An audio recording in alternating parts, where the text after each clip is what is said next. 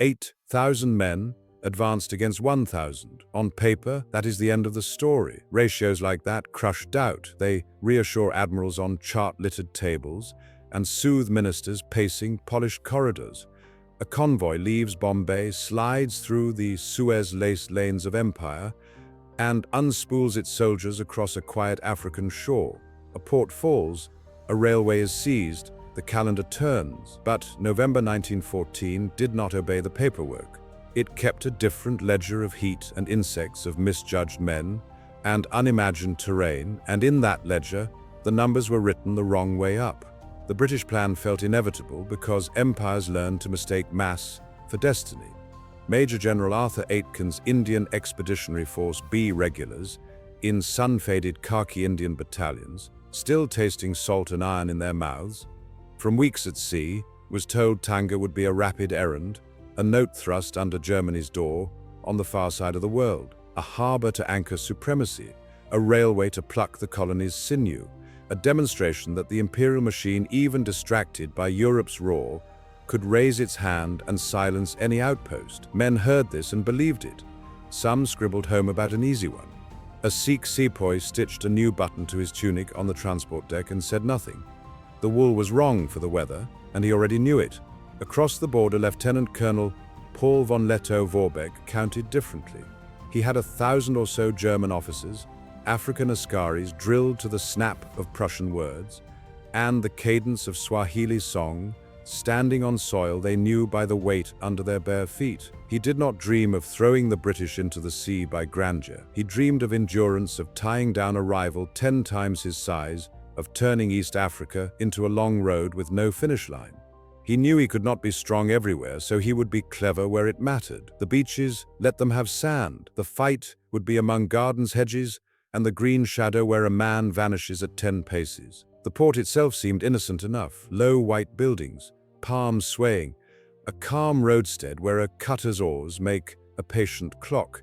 Neutral once by pre-war promise, until neutrality, like so many comfortable words, dissolved under the heat lamp of necessity. On the warship's bridges, officers muttered about wireless stations and German signals sliding over the sea like oil. In London, the legal fiction died quietly. In Tanga, people still pretended to believe it lived. A Goan clerk in the customs house stacked ledgers, listening to distant engines. A woman in a veranda fanned her child and watched the horizon as if bad news might choose another shore if no one looked it in the eye. Numbers still ruled the British imagination. 8-1, warships in support, a machine gun company, 2 batteries that would, in a better story, come ashore on time. Every statistic answered the doubts that flickered in a sergeant's mind at night. Where facts were thin on maps scrawled by strangers and rumors about roads, confidence filled the gaps. Confidence is a fine field ration until the first shot. It spoils quickly in heat. And then the whispering absurdity that would write Tanga into legend.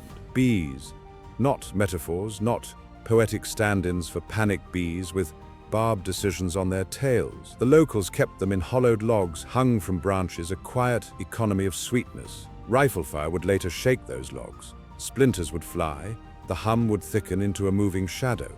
But that is tomorrow's terror. On the eve of battle, the hives are only shapes in trees the kind soldiers do not notice. Every campaign carries its own unlisted weapon. In East Africa, it wore wings. Listen to the night before the landing. Canvas creaks, a pump clanks. Out beyond the dark line of mangroves, phosphor freckles the water where oars bite. In a mess deck that stinks of old stew, a subaltern folds a note to his mother and tucks it into a prayer book. A havildar checks his men, counting in a whisper. One coughs, another stares at the planks, as if a map might bloom from the grain. Laughter comes thin and quick the kind men share, before something they're told will be simple. Far inland, an askari rolls his blanket fingers, the charm tied under his shirt, and sleeps the flat, fast sleep of those who will be woken by orders, not doubt. Morning opens like a hinge. No opposition greets the first boats. Sand gives underboots. The air has a taste metal and flour and rot that Europe does not stock. Mosquitoes find skin. Packs bite shoulders. The beach accepts them all and keeps its secrets. There is a relief in this kind of welcome. It whispers that the rest will be equally merciful. Relief, too, is a ration that does not keep. The historian's temptation is to jump ahead to the humiliation, to to the flag raised and snatched down, to men, stung into panic, to crates of Maxim belts abandoned like children's toys on a tide-chewed strand. But the opening truth matters more because it is quiet. Tanga begins with a misreading of place of enemy, of chance itself. The British imagine a colonial errand controlled from a chart. The Germans imagine survival by nerve. The Bees imagine nothing. Between these imaginations, the battle will be pinned and torn. What does 8-1 mean when the 8 move on paths that funnel them into interlocking arcs of fire? What does a cruiser's broadside mean when the plantations swallow sound and vision, and the target is a rumor? What does courage mean when heat pulls at the mind like sleep, and a man cannot tell a friend's tread from a foe's tanga? Is a ledger of such questions, each answered not by speeches but by seconds. Consider too the men who will pay for arithmetic they did not write. An Indian signaller who knows the Morse like a lullaby but cannot outrun insects that find his eyes. A porter from the interior roped into labor who will carry tins of bully beef and an officer's pride until fever takes both. An askari who has learned to count cadence in German but will go home if he goes home with scars named in no tongue. They are the true authors of this field. They will be remembered if they are remembered by figures at the back of a book. By dusk on the first day, destiny still seems intact. Boats have shuttled without loss. Shoreline posts look tidy in the last light. Orders drift on warm air like moths. Somewhere, a junior officer drafts a line for the dispatch landing, effected without opposition. It is not a lie. It is merely a sentence that will not be able to survive its own tomorrow. For tomorrow will add clauses no planner wrote. The march into gardens where each hedge can muffle a shout and magnify a muzzle flash. Trenches a man does not see until they spit. A railway that does not deliver British triumph, but German reinforcement. And yes, the Bees a living fog that will fall without malice and grant fear, a uniform no nation stitched. In 3 days, the arithmetic will be ash. The British will re-embark smaller than they came. The Germans will stand larger than they are. Aitken will find his name stained by an encounter he thought too small to soil him. Lettow-Vorbeck will step into legend surprised to find it cut to his exact size. 8,000 against 1,000. Remember the ratio? It will be the last honest number in the story. Everything after it will be weighted by weather, will, and wings.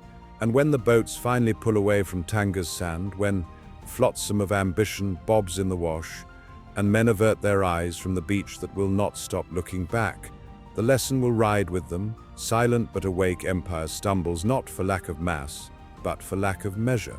When people speak of the Great War, they picture the Western Front, grey horizons, trenches like open wounds, and Europe devouring its own sons. Yet the war's shadow stretched far beyond the map most remember. It crossed deserts, forests, and oceans, wrapping itself around colonies that had never voted for it. And on one humid coastline of East Africa, that shadow found a harbor called Tanga. Before the guns came, Tanga had rhythm. Ships drifted in from Zanzibar, sails slack in the afternoon calm.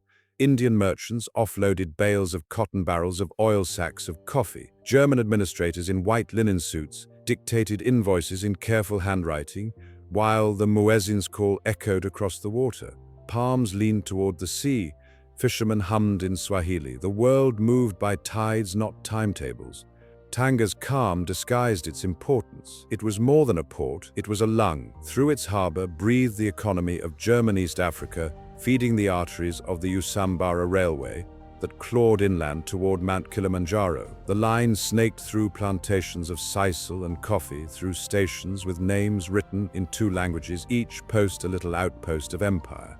Whoever controlled the tracks controlled the colony's pulse. Cut it, and the body would weaken. Keep it, and you could make the colony fight back. 80 kilometers north, across a thin border of dust and scrub, lay British East Africa, modern Kenya, where officers studied maps under the shade of verandas and told themselves this was the empire's soft flank. If Tanga stayed German, it could feed raids, spark uprisings, and even threaten the shipping lanes of the Indian Ocean. The port had to fall not for its warehouses or cranes, but because it embarrassed the geometry of empire.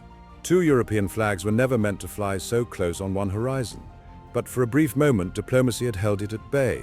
In August 1914, when Europe first tore itself open, both sides, agreed that certain ports would remain neutral, Tanga and Dar es Salaam among them. They were to be sanctuaries for trade, their harbors untouched, their people spared. In the telegram rooms of colonial offices, the word neutrality had a reassuring ring. It implied that war still obeyed rules. The rules did not last. By September, British ships had already shelled towns along the coast, under pretext no thicker than smoke. The neutrality of Tanga became less a law than a superstition, whispered by clerks but ignored by captains. In the end, a decision came not from the men who lived by its docks, but from those who had never seen them. London declared the truce void. What had been safe was now a target. The order landed like thunder in faraway offices. In Mombasa, colonial officers nodded grimly, finally permission to act. In Tanga, it was received as rumor first. A stevedore overheard it at the telegraph office. A German clerk confirmed it under his breath. And by sunset, everyone knew the truce was gone. The British were coming. The irony was cruel. Tanga had never asked to be neutral. Now it would pay for being betrayed by that promise. Civilians began to pack belongings. Traders loaded carts. The governor's aides, still in pressed uniforms, pretended calm while sending urgent messages inland. And somewhere on the distant coast of India, 8,000 men were already boarding ships, believing they would arrive to find a port waiting to surrender. Geography does not forgive arrogance. The harbor at Tanga was deep but narrow, its entrance hemmed by mangroves and sandbanks. Inland, the terrain turned to tangled gardens, coconut groves, hedges, small fields where a man could vanish into shadow. It was not country made for straight lines or parade formations. It was country that punished certainty. Lettow-Vorbeck knew it well. His small garrison, barely 1,000 men, was scattered along the interior when word arrived that the British fleet had been sighted. He did not waste time defending the beaches. Let them land, he told his officers. The fight would be inland, where the rail line fed his lifeline and where his askaris knew every path. He sent trains down from Nomoshi, men crammed shoulder to shoulder in open wagons, rifles stacked, bayonets gleaming in the late sun. They arrived singing the rhythm of the tracks, matching the cadence of their march. Meanwhile, on the British side, that same railway appeared on their maps as a prize. To take Tanga was to sever Germany's communications, to silence her wireless stations, and to open a base for the Royal Navy. The East African campaign would begin and end in one stroke, or so the memos promised. Yet beneath the ink of those plans lay a truth that no one dared to say aloud. This was not Europe. There were no good roads, no dependable weather, no telegraphs that could be trusted beyond the next ridge. Disease prowled thicker than any patrol. To fight here required patience and humility, two things empires seldom packed for war. In the days before the British convoy appeared, Tanga seemed to hold its breath. The harbor shimmered. The railway slept in its iron silence. A German sergeant checked his rifle on the station platform, watching swallows dart through the rafters. A porter carried crates of ammunition stamped with words he could not read. Somewhere inland, a line of askaris drilled in formation, bare feet, slapping the red earth in rhythm. And far out to sea, a grey shape broke the horizon, HMS Fox, the British cruiser sent to negotiate surrender. The age of negotiation was over. Within hours, a British officer would step ashore to deliver an ultimatum, and by nightfall, the air above Tanga would vibrate with the first hints of war, the click of bolts, the whisper of orders, the uncoiling of a story no one could stop. Tanga had been a backwater. Within days, it would become a hinge of empire. And in the irony that history loves best, this small port, overlooked, unfortified, half-forgotten, would humiliate the might of Britain and forge the legend of the Lion of Africa. The forgotten front was awake. The expedition that set out from Bombay was born from confidence, not necessity. The empire, after all, had more men than the map could hold, and more flags than the wind could remember. To London, the idea of seizing a small German port in Africa was less a campaign than a gesture, a demonstration that Britain could strike anywhere, even while the main war consumed Europe. A show of force, the orders said. And so, in the autumn heat of 1914, a fleet of troop ships assembled in Bombay Harbor, their decks crowded with men who thought they were sailing toward an easy victory. Indian Expeditionary Force B was a creation of speed and assumption. 8,000 soldiers drawn from the subcontinent's mosaic of regiments, Sikhs, Rajputs, pioneers, grenadiers, and one British battalion, the 2nd Loyal North Lancashires. They were joined by a handful of artillery units, machine gun detachments, engineers and medical corps. On paper, it was a balanced force. In truth, it was a patchwork, stitched together in haste, commanded by officers who barely knew each other, bound for a land few could even picture. At their head stood Major General Arthur Aitken, 53 years old, his uniform always immaculate, his manner unbending. A man of the Indian Army, he had spent decades in colonial outposts, where victory was a matter of routine, and the enemy was expected to break at the first volley. His superiors trusted him precisely because he was unremarkable, a safe pair of hands, unlikely to question orders or delay action with caution. But command is not a matter of decorum, and in Tanga his virtues would curdle into flaws. Beneath him were men already divided by temperament and distrust. Brigadier General Richard Wopshire, his subordinate, was cautious and deliberate, the kind of officer who saw too many risks where others saw glory. Aitken despised him for it, speaking to him in clipped tones and sometimes not at all. Another commander, Michael Tanga, was bold and charismatic, loved by his men, but disliked by his superior for exactly that reason. And among them moved the intelligence officer, Captain Richard Meinertzhagen, sharp-eyed, cynical, and uncomfortably honest. In his diary he wrote, "Ever since we left Bombay, it has been remarked how cold and even rude Aitken has been to Wopshire. He has no confidence in him, and makes no effort to conceal it." The ink was still wet when the convoy set sail. 45 ships left Bombay in mid-October, their smoke trailing like a black thread across the Arabian Sea. 14 carried troops, the rest hauled supplies, animals, ammunition, and dreams of quick triumph. The voyage was meant to last a few days.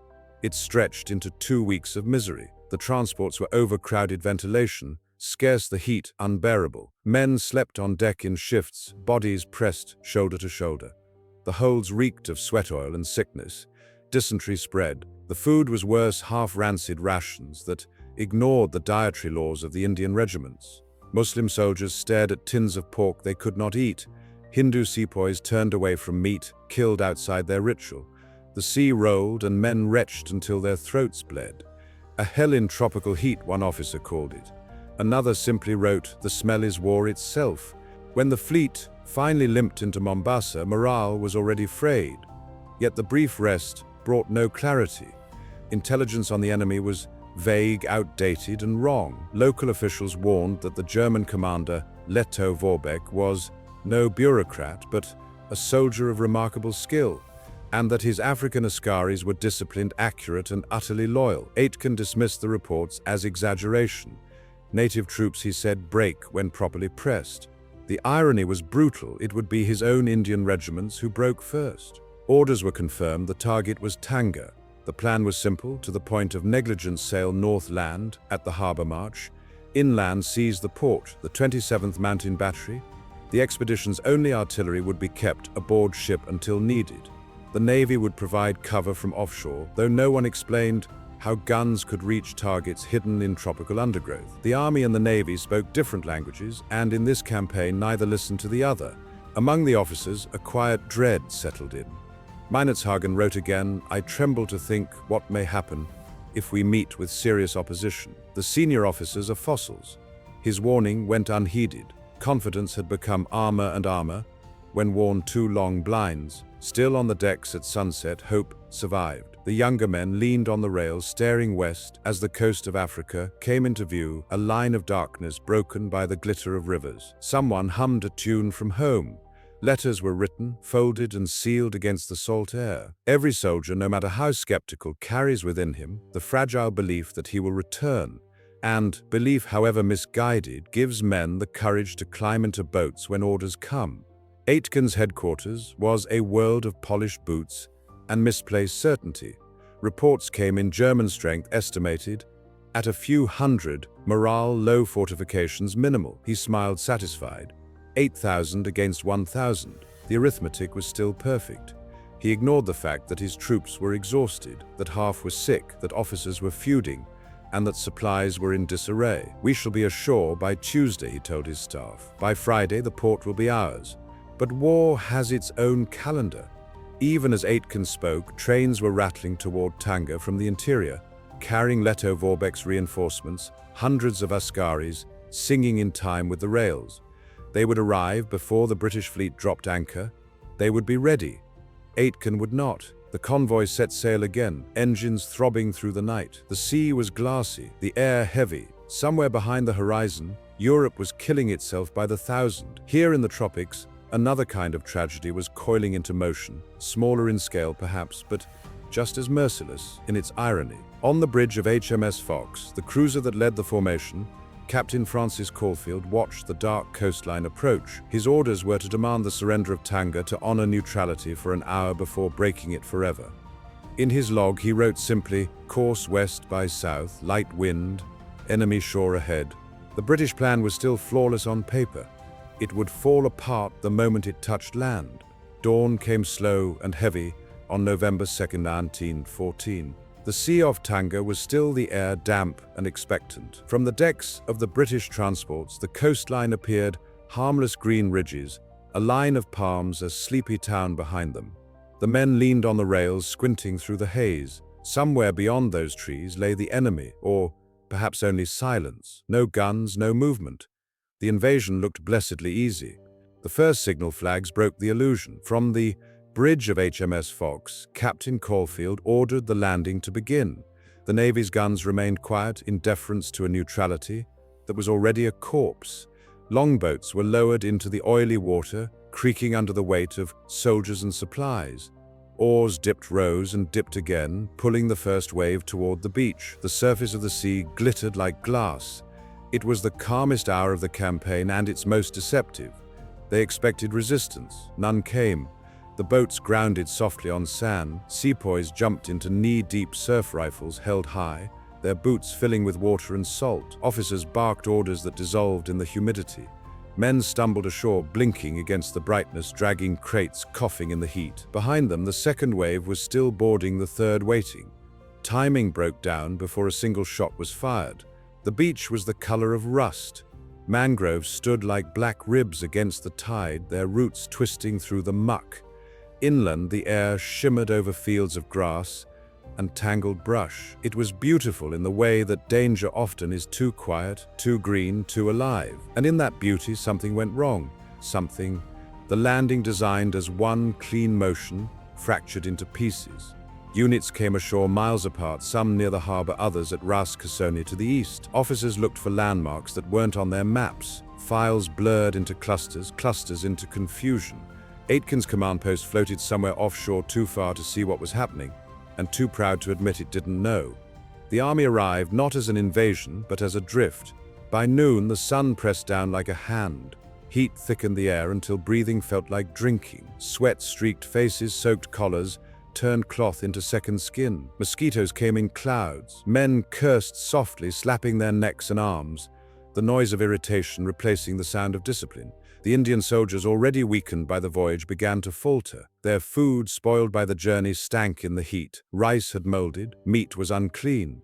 Thirst came quickly, water turned warm in the canteens. A Sikh corporal muttered a prayer under his breath and spat into the sand, half faith, half resignation. Somewhere offshore, Aitken gave his first critical order. The 27th Mountain Battery, the expedition's artillery, would remain aboard until further notice. The beaches, he said, were too soft for the guns. It was a decision made with the calm of authority and the blindness of detachment. The men on shore would face whatever waited inland without heavy fire support. Naval bombardment, the alternative, was dismissed, too risky, too imprecise. The Empire had brought its cannons across the world only to keep them polished and idle. That night, the camp sprawled across the sand in miserable disarray. No tents, no fresh water, no discipline. Soldiers slept where they fell, boots still on rifles beside them. The air buzzed with insects and rumor. Someone claimed the Germans had fled. Someone else swore they were waiting in ambush. Aitken's couriers came and went like ghosts, carrying orders that changed by the hour. The men who read them barely understood where they were supposed to march at dawn. Inland, the defenders listened. From his headquarters near the railway, Lettow-Vorbeck watched trains slide into the station, carrying more Askaris from Noimoshi. They climbed down from the wagons, singing softly, their rifles wrapped in oiled cloth, their faces calm. He told them little, only that the enemy was near and that every tree could become a wall. They smiled. For them, this was not invasion, but home defense, and home was terrain enough. Back on the beach, the British slept through the sound of their own undoing. Equipment still lay in heaps. The moonlight turned the rows of rifles into pale bones in the sand. An engineer scribbled in his notebook, "No enemy yet, no progress either." In the distance, the jungle rustled with nocturnal life. The whisper of leaves, the faint click of insects, the distant bark of something unseen. The men mistook it for wind. It was in its way the continent itself, breathing, waiting. Morning brought confusion made visible. Columns formed late, then broke apart as soon as they started inland. Aitken wanted to move fast, but couldn't. His orders scattered with the same precision as his maps. The officers leading the first advance found themselves marching through coconut groves instead of along the planned road. Paths vanished under vines. The ground sucked at boots. The air shimmered with heat and flies. And still no Germans, only a silence that felt deliberate. One sepoy, trudging at the end of a column, turned to a comrade and said, "They are watching us." It was not paranoia, it was prophecy. Somewhere in the green ahead, Askaris were already waiting, rifles, steady eyes fixed on the gaps between trees. They would not fire yet. There was time. On the coast, Aitken stood with his binoculars, watching the last boats unload. The sea was still calm. The landing, he told his staff, was a success. He did not hear the murmurs among his men, or the small sound that carried on shore when the first German train whistle blew in the distance. The battle had not begun, but the advantage, whatever it had been, was already gone. The Empire had landed. The jungle was patient, and the silence before the storm was as deep as the ocean they had crossed to reach it. At first light on November 4th, Major General Aitken finally gave the order that had hung in the air for 2 wasted days: advance on Tanga. 8,000 men had been ashore long enough for their uniforms to stiffen with salt, for their tempers to fray, for sickness to settle into their bones. Now at last they were moving, but the movement felt less like an attack than like an exhalation of relief. Columns formed in silence, bayonets fixed.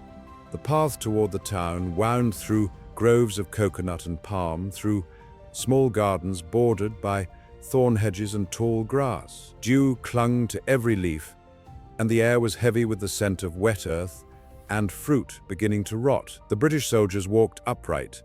The Indian sepoys followed in looser files. Their boots sank into soft ground that swallowed rhythm. Somewhere behind them, the sea hissed faintly, the last sound of safety. Aitken stayed to the rear, far from the point of contact.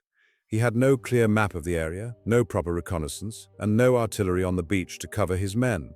What he did have was faith in numbers, and a belief that the Germans would not stand. The jungle disagreed. The first shots came like questions, sharp, isolated cracks that echoed between the trees. The men halted, listening. Then came the answers, a stutter of machine gun fire, rapid and close, that tore through the morning air. The sound of the Maxims was distinct, a rhythm, like someone tearing cloth. Within seconds, leaves were falling as if a storm had begun. Aitken's advance unraveled almost immediately. Companies lost sight of one another in the thick vegetation. The 63rd Palamcotta Light Infantry took the lead and met the first German line, shallow trenches, dug behind hedges camouflaged so perfectly that the British walked into point-blank fire. Men fell without seeing who had killed them. Those behind hesitated, then pressed forward blindly, tripping over bodies, shouting for direction. From tree lines on both flanks, Askaris opened fire with steady precision. The German officers shouted brief commands in clipped accents, their words swallowed by the thud of rifle bolts. The defenders were invisible, their positions ghosting between palm trunks and underbrush. For the attackers, the world had no shape, only flashes of muzzle fire, and the heat of fear tightening in the chest. The 98th Infantry tried to wheel left to support the Palamcotta regiment, but the undergrowth split them apart. Small groups broke off, stumbling into new bursts of fire. Porters dropped their loads and fled. Officers tried to rally their men, waving swords that glinted uselessly in the haze. In one sector, the 61st King George's Own Pioneers held a stand so desperate that it became legend. Surrounded, they fought until nearly all were dead. The loyal North Lancashires, one of the few British regular battalions, pushed farther forward. They were veterans of garrison duty in India, not strangers to discomfort, and for a brief moment they carved a path toward the town. They fired in disciplined volleys, moving from cover to cover, until they reached the edge of Tanga itself. Beyond the last trees they saw rooftops shimmering in the heat. Victory, it seemed, was only a few hundred yards away. But the closer they came, the stronger the fire grew. From windows, from behind walls, from trenches that had been invisible until now, the Germans poured bullets into the advancing line. The loyal North Lancashires dug in where they could, using fallen logs and irrigation ditches as cover. Men called for ammunition, for water, for orders that never came. Elsewhere, the Indian battalions were collapsing. Exhaustion mixed with confusion, and confusion with fear. Some fired wildly into the brush, others simply dropped their rifles and ran. The heat turned their retreat into delirium. One sepoy later recalled that he could no longer tell whether the sounds around him were gunfire or insects. Back at the beach, Aitken received fragments of messages carried by runners, requests for reinforcements, reports of heavy fire, contradictory claims of progress. He tried to piece them into a coherent picture, but there was no picture to make. Each company was fighting its own war, blind and alone. The terrain itself conspired against them. The fields and gardens that surrounded Tanga had been cultivated for peace, not battle rows of cassava and sugarcane that blocked vision, narrow paths that turned into traps. Every hedge could hide an enemy. Every irrigation ditch became a trench. The British marched through a postcard of tropical calm that had transformed in an hour into a maze of death. By midday, the battle sounded like rain, constant, uneven, falling from everywhere at once. Smoke from rifle fire mixed with the sweet rot of vegetation coating the lungs. Men coughed, spat, and kept firing at ghosts. Among the chaos, a few moments of grace endured. In one grove, a young lieutenant of the Kashmir Rifles rallied his men with calm defiance, pressing forward through the gardens until they reached the customs house on the town's edge. They raised the Union Jack on its balcony, cheered once, and kept shooting. No one told them they were already alone. Farther south, the Germans counter-moved with precision. Small groups of Askaris flanked the attackers, emerging silently from the brush, firing a few rounds, then disappearing again. Their movements were invisible, but coordinated, a choreography born of familiarity. Where the British saw wilderness, the Askaris saw home. The sun climbed higher and discipline evaporated. Soldiers dropped from heat stroke, crawling toward puddles.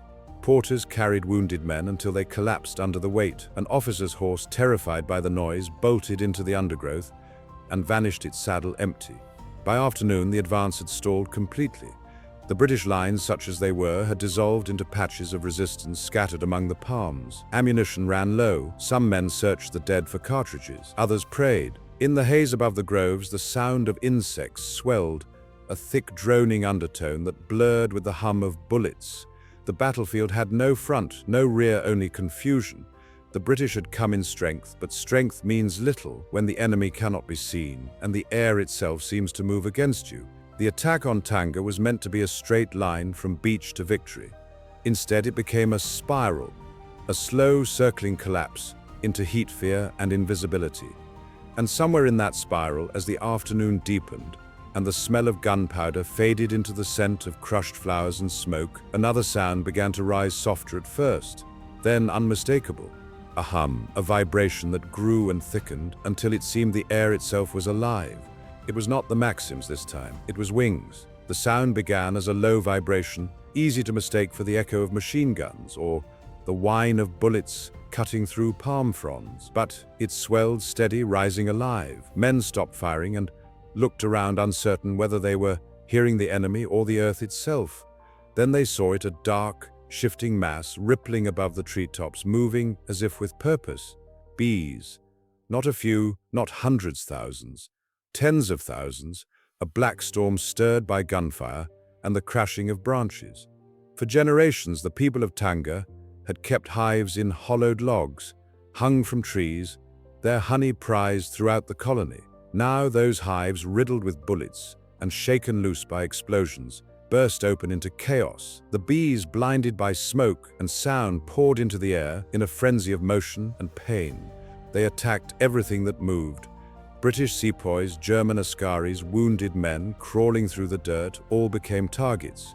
Soldiers swatted at their faces, threw down rifles, and ran. Whole sections of the front dissolved as the swarms descended in black clouds, crawling over bare skin and stinging eyes, mouths, ears. A man could no longer tell where the battle ended and nature began.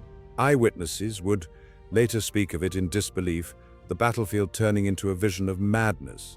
Lines of soldiers broke not under gunfire but under insects. A corporal of the 98th Infantry tore off his tunic and sprinted into the sea.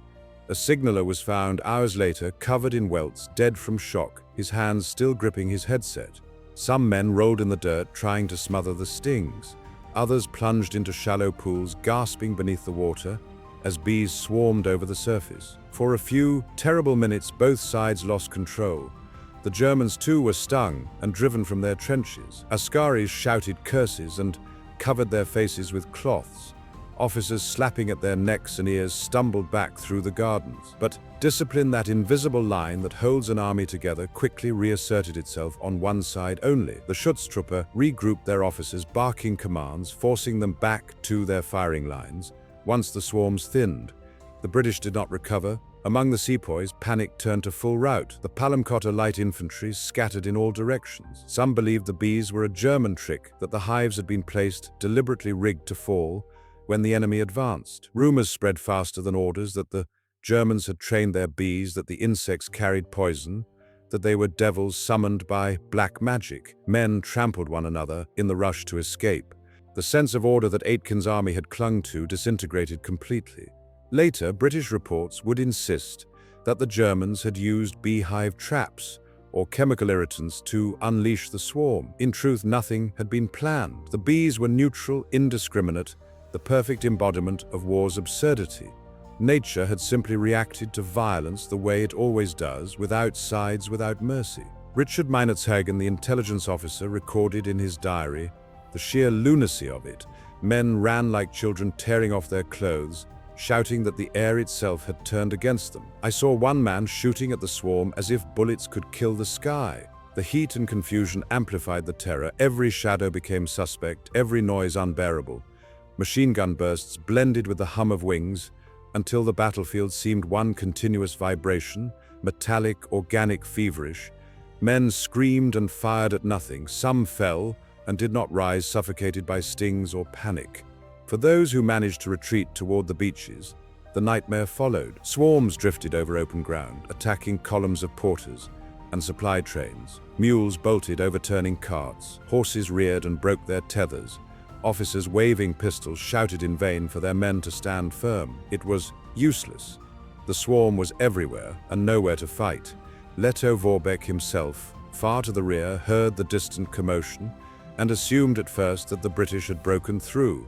When messengers arrived, breathless and red-eyed, reporting that both sides had been attacked by bees, he could scarcely believe it. Later, he would describe the incident with grim humor. It was the only time in the campaign that my entire force retreated without orders. By mid-afternoon, the worst had passed.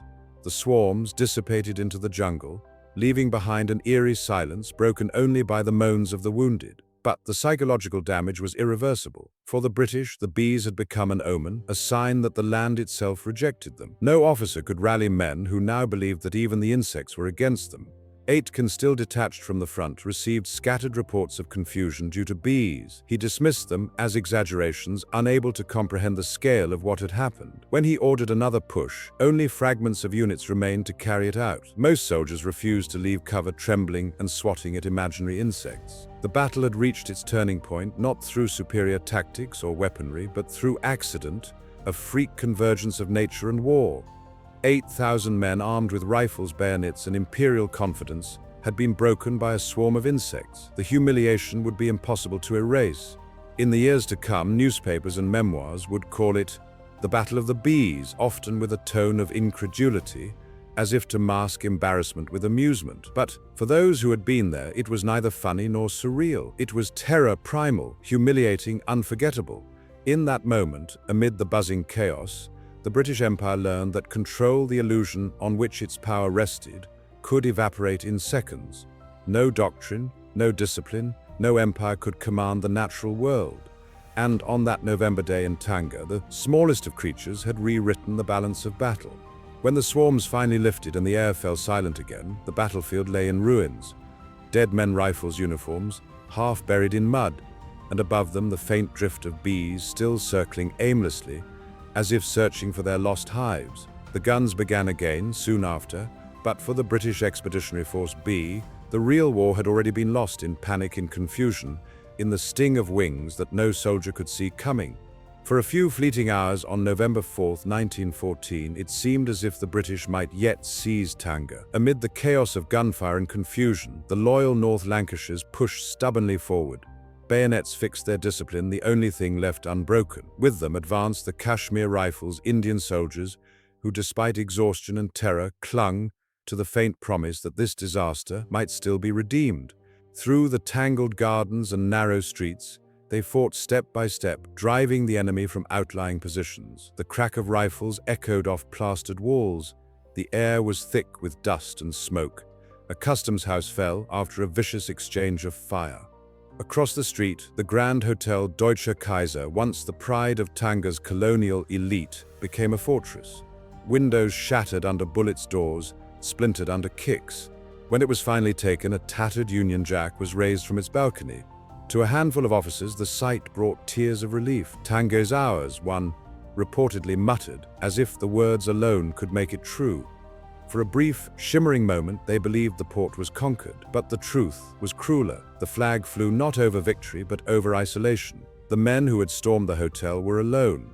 To their left, the 63rd Palamcotta Light Infantry had disintegrated under fire and fled toward the beaches. To their right, the 98th Infantry were broken, scattered by bullets and bees alike. Behind them, communications had collapsed.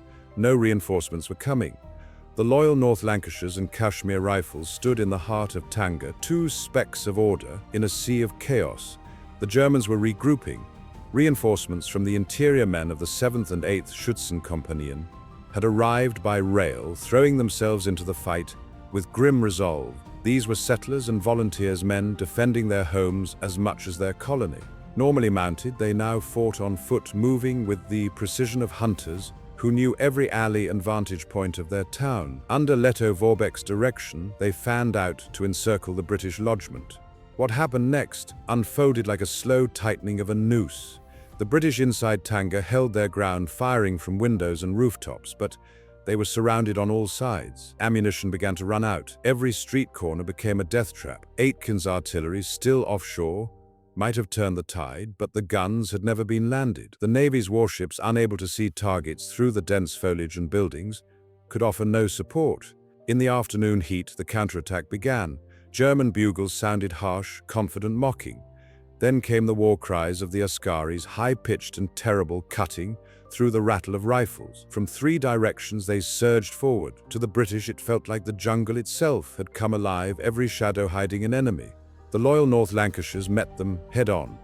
In the ruins of the customs house they fired until their barrels glowed. The Kashmir Rifles fought yard by yard, retreating only when encircled. One British lieutenant described the scene later as hell under palm trees, the air thick with smoke and the sickly sweetness of fermenting fruit bodies strewn across the cobblestones, bayonets clashing in doorways. For every act of defiance there was collapse elsewhere. Indian regiments that had never experienced modern battle broke under the strain. Some officers tried to rally their men with pistols drawn, others simply vanished into the confusion. Porters dropped their loads and fled. The groves beyond the town were filled with the sounds of retreating footsteps and shouts in half a dozen languages, English, Hindi, Urdu, Swahili, all merging into the single rhythm of panic. The Union Jack, still hanging limply over the hotel balcony, became a symbol of delusion. A few German marksmen took aim at it, their bullets tearing through the fabric until it sagged and fell. When the flag hit the ground, it seemed as though the very idea of victory collapsed with it. In one of the battle's most chaotic moments, a British bugler meant to sound the order to regroup, blew the call for retreat instead. Within minutes, rumors spread that the general had ordered a full withdrawal. Units that might have held longer began falling back, colliding with others still trying to advance. The retreat turned into a flood. Soldiers stumbled over the wounded, over crates of ammunition, over each other. The once proud columns of the British Empire had dissolved into a terrified mob. Lettow-Vorbeck seized the moment. "Vorwärts," he shouted, waving his pistol. Askaris surged forward, bayonets glinting, their war cries rising to a fever pitch. The British resistance crumbled. Men threw down rifles and ran for the beaches. Others tried to surrender, only to be swept aside by the chaos. By nightfall, the Streets of Tanga were silent except for the groans of the dying and the shouts of German soldiers clearing the last pockets of resistance. For the British, the psychological blow was devastating. They had come to East Africa expecting a parade, an easy victory over a colonial garrison. Instead, they had been beaten soundly by an enemy, outnumbered 8-1. Officers spoke later of the shame they felt watching their men flee. One wrote bitterly in his diary, "We raised the flag at noon and buried our dead by sunset. That was our empire in miniature pride, confusion, and collapse." By dawn on November 5th, the survivors who reached the beaches looked back towards the town they had failed to take. The Union Jack no longer flew over Tanga. Smoke curled above its rooftops, lit by the first light of morning. Somewhere inside, German bugles sounded once more, not in challenge but in triumph. What had begun as a campaign of conquest had ended in humiliation. The port that was to be the British Empire's first African victory had instead become the cradle of one of its greatest embarrassments. And in that defeat, Paul von Lettow-Vorbeck's legend was born.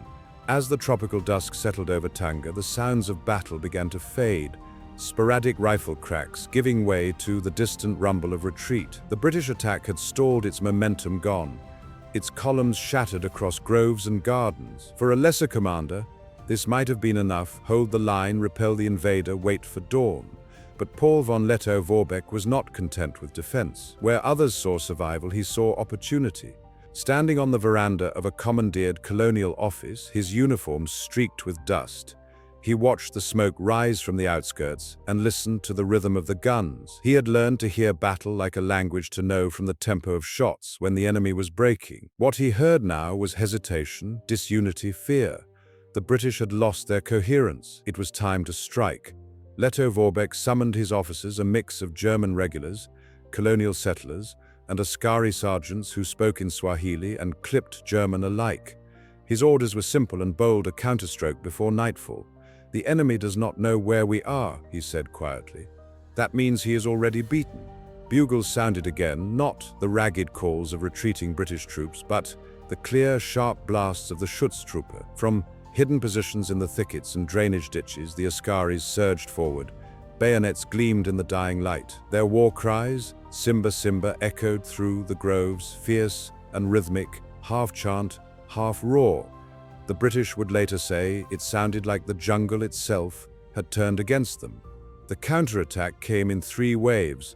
The first swept through the northern sector, where remnants of the 98th Infantry were still firing sporadically. Overwhelmed, they broke within minutes. The second pushed into the center, smashing into the disoriented loyal North Lancashires and Kashmir rifles still holding isolated corners of the town. The third, composed of colonial volunteers and newly arrived askaris from the railhead, looped south to cut off the retreat. It was warfare at close quarters, brutal, chaotic, and personal. Rifles were fired at arm's length. Bayonets met bayonets in narrow streets. Smoke hung thick under the palm fronds, illuminated by muzzle flashes. A British officer described it later: "We could hear them before we saw them, a sound like the sea breaking against the shore. And then they were upon us, eyes, wild faces painted with dust and sweat." Lettow-Vorbeck moved constantly along the line, calm amid the fury. His leadership was instinctive, direct, grounded in trust. He knew every company commander by name. His men responded to him with almost religious devotion. To them, he was not merely an officer from Europe, but the embodiment of endurance itself. The man who refused to yield even when outnumbered. His presence transformed defense into offense, chaos into coordination. Across the field, British order collapsed entirely. Conflicting bugle calls sent units moving in opposite directions. Some officers believed a general withdrawal had been ordered. Others tried desperately to hold their positions. Communications, already poor, were now non-existent. The telegraph lines meant to coordinate the attack lay cut or abandoned. Aitken, still stationed far to the rear, received only contradictory reports, some claiming victory, others disaster. Unwilling to risk another blunder, he hesitated. That hesitation sealed his army's fate. For the Schutztruppe, the momentum became intoxicating. Once quiet askaris, drilled into restraint by years of German discipline, now advanced with predatory confidence. Every captured rifle, every fallen British crate of ammunition fed their assault. The invaders' own supplies were turned against them. In one captured warehouse, German soldiers found Maxim guns still oiled and loaded. Within minutes, they were firing them down the same streets the British had used hours earlier. By late evening, the fighting had become one-sided slaughter. The defenders had become hunters. The remnants of the Indian regiments, weary, disorganized, terrified, streamed toward the beaches.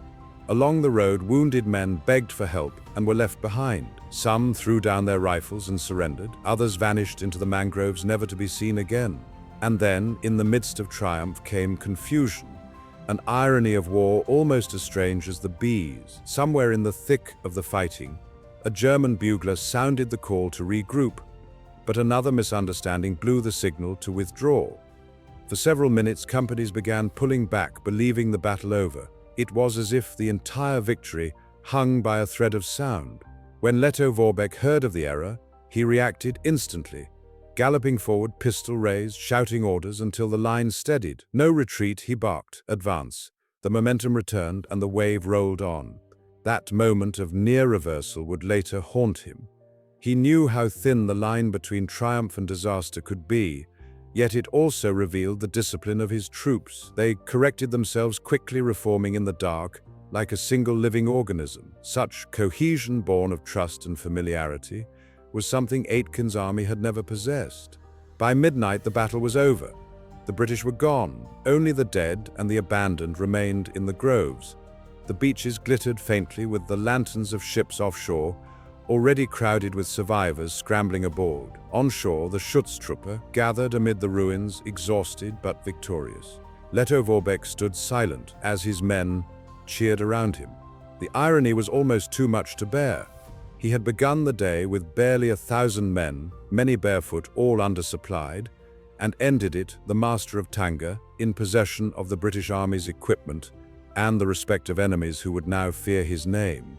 He issued one final order before dawn: care for the wounded regardless of uniform. German doctors and African orderlies moved through the streets with lanterns, tending to British and Indian soldiers alike. One officer later wrote that the Germans showed a chivalry the tropics seldom see. It was both humanity and strategy. Lettow-Vorbeck knew that magnanimity was a weapon too. The counterstroke at Tanga was more than a tactical victory, it was the birth of a legend. From that night onward, Lettow-Vorbeck would be called Der Löwe von Afrika, the Lion of Africa. He had done what few in the age of empires thought possible, humiliated the British on African soil. And in doing so, he transformed a colonial skirmish into a symbol of defiance that would echo across continents.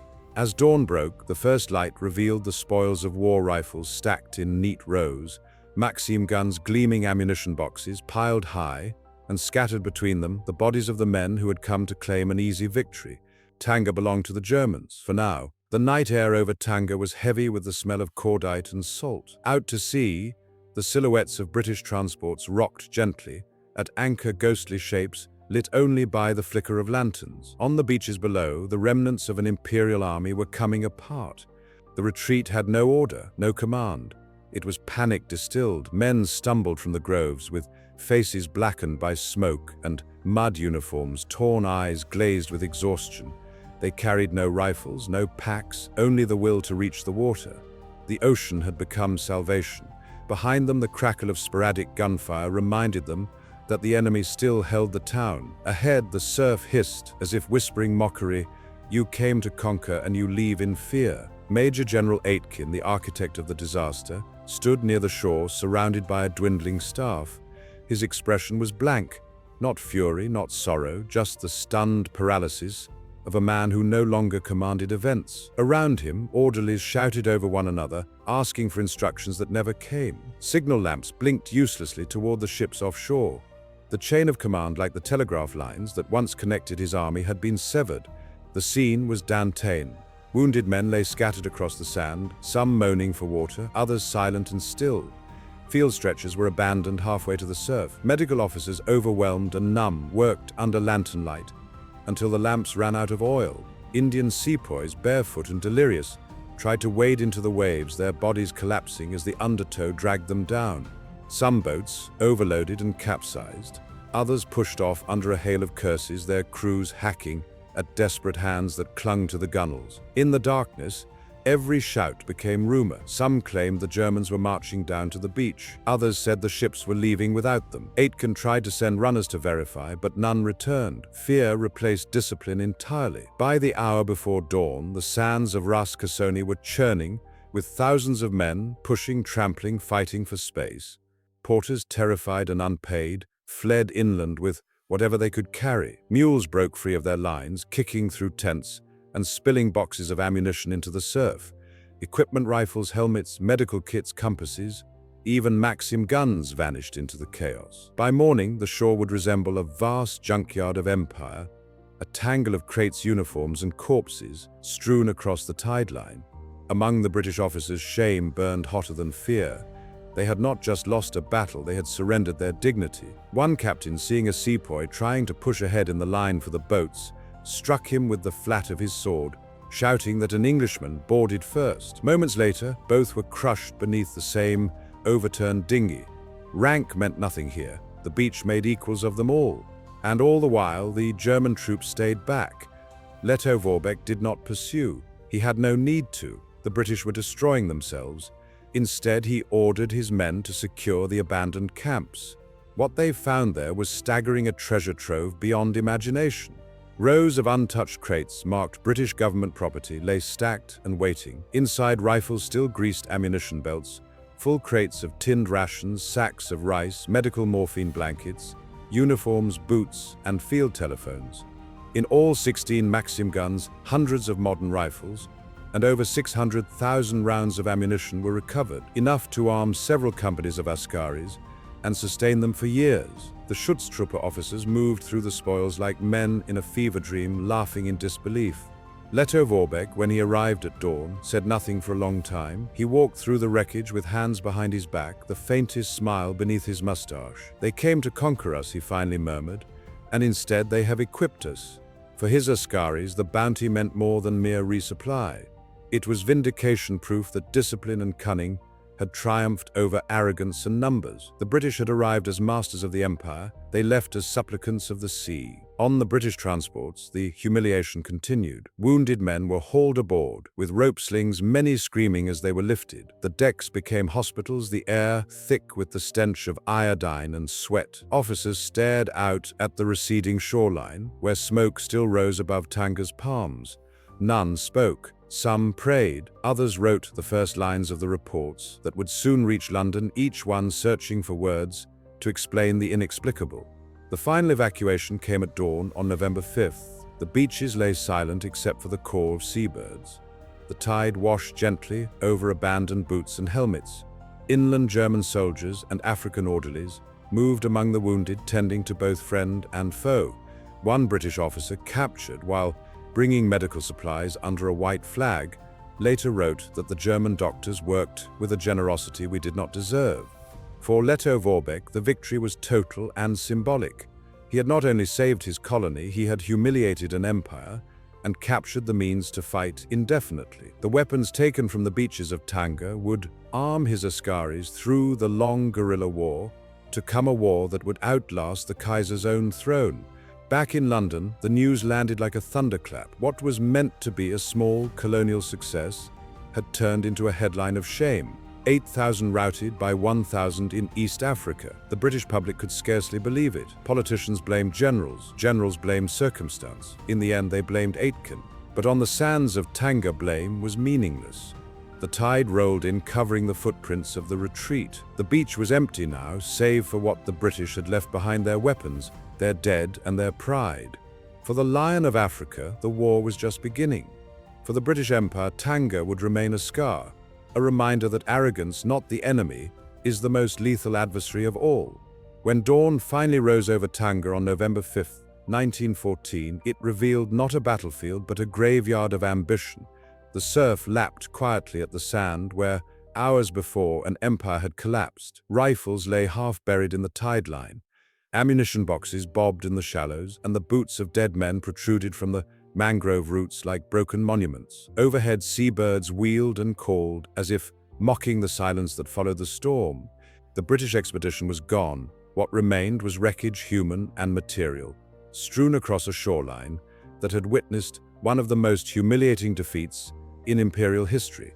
The figures were staggering. Nearly 1,000 British and Indian soldiers were lost, 360 dead, 487 wounded, and hundreds more missing or captured. Some were never found, their bodies swallowed by the jungle or carried out to sea.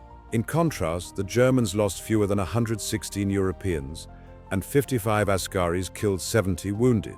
It was an imbalance so absurd it seemed to defy arithmetic. 8,000 invaders humbled by 1,000 defenders. But the true measure of defeat was not in blood, but in what was left behind. 16 Maxim guns, hundreds of modern Lee Enfield rifles, over 500,000 rounds of ammunition, field telephones, tents, blankets, uniforms, and medical stores. Everything the British had brought to sustain a campaign now lay in German hands. In one battle, the entire logistics of war had been reversed. Paul von Lettow-Vorbeck, standing amidst the captured spoils, understood the miracle he had been given. "Now we can fight," he reportedly said, and he meant it. With these supplies, his Schutztruppe would continue to harass Allied forces for the next 4 years. His army, never numbering more than a few thousand men, would tie down over 200,000 British, Belgian, and Portuguese troops across East Africa until the very end of the Great War. When Germany surrendered in Europe in 1918, Lettow-Vorbeck was still in the field, undefeated, unbeaten, and still armed with weapons first dropped on the beaches of Tanga. For the British, the consequences were career-ending. Major General Arthur Aitken was recalled to London in disgrace. His inquiry was swift and merciless. Stripped of command, demoted to colonel, he became the scapegoat for a failure too vast to explain otherwise. The most notable failure in British military history, one official report called it. Later in 1920, he would be formally exonerated, a gesture of bureaucratic pity. But his name never recovered. He died quietly in Rome 4 years later, buried far from the empire that had abandoned him. Others fared no better. The Indian battalions who had borne the brunt of the disaster, the 63rd Palamcotta Light Infantry, the 98th Infantry, the 101st, Grenadiers, were written off as unreliable, their courage doubted by officers who had failed them first. Yet within their ranks lay stories of endurance and sacrifice that few would ever record. Men who held their lines under machine gun fire. Men who carried wounded comrades through the swarms of bees. Men who died in a war that was never theirs to begin with. Because that ultimately was the tragedy of Tanga and of the East African campaign as a whole. It was a war of empires, but its victims were not emperors. They were Africans, Indians, and colonial soldiers caught between rival flags. Tens of thousands of African porters were conscripted to carry supplies for both sides, unpaid, unarmed, unprotected. Disease did the rest. Malaria, dysentery, sleeping sickness, invisible enemies that claimed more lives than bullets ever could. Historians estimate that for every soldier who fell in combat, 30 died of sickness. Entire villages starved when the war cut off trade and harvests. The war in East Africa was never just a sideshow. It was a slow-motion catastrophe that devoured lives without headlines. While Europe drowned in mud, Africa withered in silence. And yet, from the wreckage of Tanga, one legend was born. Lettow-Vorbeck, the Lion of Africa, became a hero not only in Germany, but across the military world. Even his enemies respected him. When he finally surrendered in 1918, British officers greeted him with full honors, their men lining up to salute. Winston Churchill would later call him the greatest German soldier of the Great War. It was an odd tribute, one that spoke as much to British guilt as admiration, for they knew that his legend had begun with their defeat. But beneath the myth, there lingered an uncomfortable truth. The victory at Tanga, brilliant though it was, had been built upon the backs of men who had no stake in Europe's quarrels. African Askaris fighting for a Kaiser they had never seen, Indian sepoys bleeding for a king-emperor who would never learn their names. The bees may have given the battle its strange nickname, but its sting reached far deeper into the conscience of an empire that had treated colonial wars as exercises in inevitability. Years later, when veterans of Tanga spoke of it, they did so in tones of disbelief. The heat, the panic, the buzzing swarms, the screams in the groves all seemed dreamlike, as though the tropics themselves had swallowed reason. We expected an easy landing, one survivor recalled. Instead, the land fought us back. Today, Tanga endures quietly on the Tanzanian coast, a working port city, its streets lined with palms and weathered colonial buildings.